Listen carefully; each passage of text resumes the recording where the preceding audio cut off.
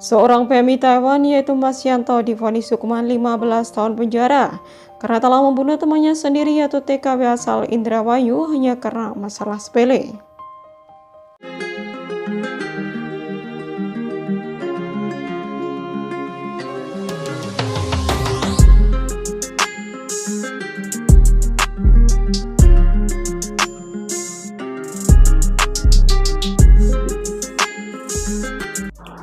Halo, assalamualaikum warahmatullahi wabarakatuh. Bertemu lagi dengan saya Mila Formosanyu. Pada kesempatan kali ini sangat sedikit berbagi kisah atau berita atau cerita seputar TKI dan TKW di seluruh dunia.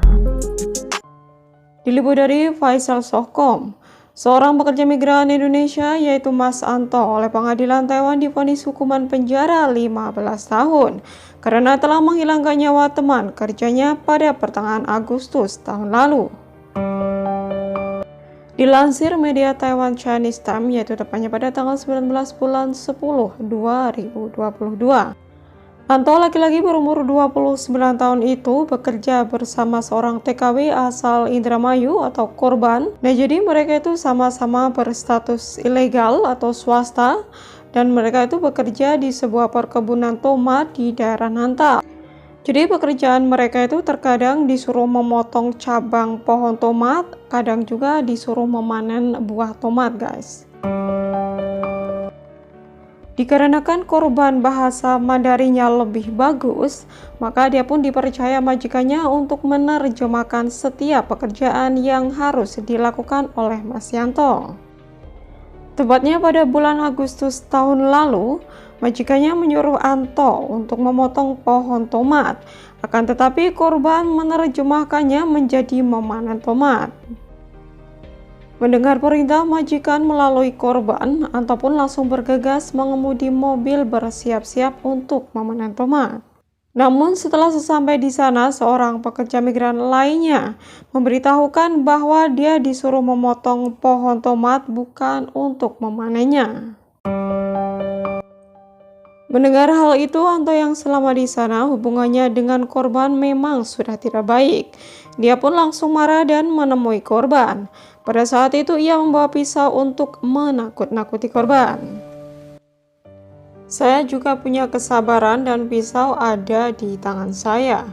Jika kamu melakukannya sekali lagi akan saya tusuk kamu, ancam Anto kepada korban.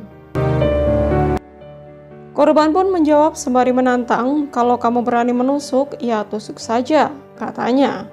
Anto pun kalap dan langsung menusuk korban dengan pisau berulang kali.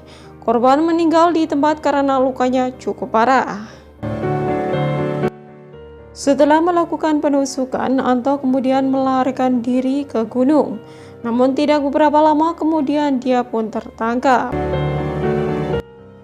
Pada sidang kedua kemarin dinyatakan, meskipun Anto telah mengakui perbuatannya dan menyesalinya, akan tetapi pihak keluarga korban tidak mau untuk berdamai dan meminta untuk ditindaklanjuti sesuai hukum di Taiwan.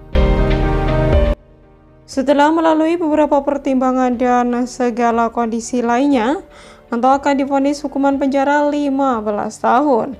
Dan setelah dia menyelesaikan hukuman tersebut atau menerima pengampunan, selanjutnya Anto pun akan dipulangkan. Nah, jadi peristiwa ini terjadi 1 tahun yang lalu ya guys.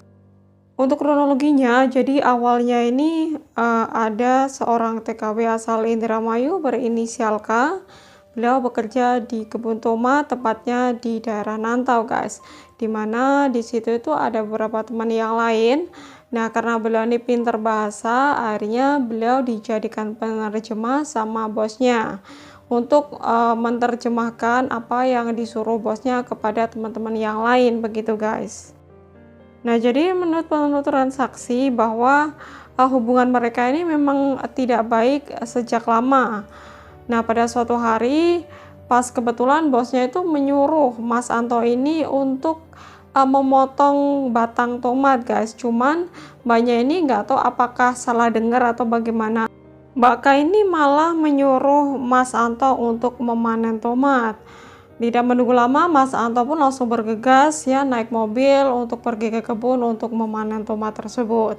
Namun sesampai di kebun itu ada beberapa teman yang lain yang memberitahukan bahwa tadi itu bos menyuruh kita memotong batang tomat bukan untuk memanennya.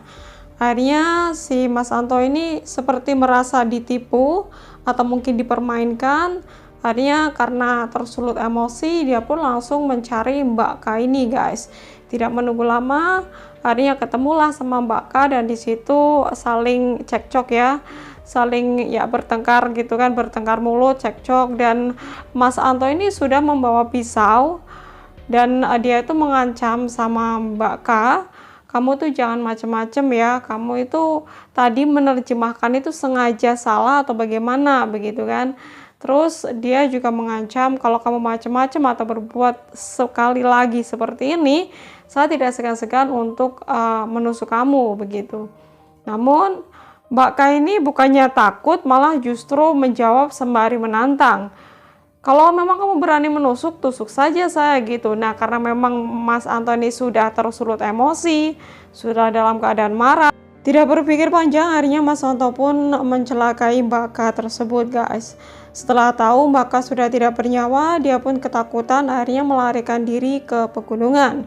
Namun tidak menunggu lama, beberapa hari kemudian, bukan tidak hari ya, beberapa jam kemudian, akhirnya Mas Anto pun langsung ditangkap oleh pihak kepolisian. Setelah diinterogasi, Mas Anto pun mengakui dan menceritakan kronologinya ya, bagaimana dia sampai melakukan hal itu atau bagaimana kenapa hal itu bisa terjadi begitu, guys. Sebetulnya ini kasus sudah cukup lama ya, 1 tahun yang lalu, tapi prosesnya cukup panjang dan sudah melakukan beberapa upaya untuk meringankan hukuman Mas Anto ini, guys.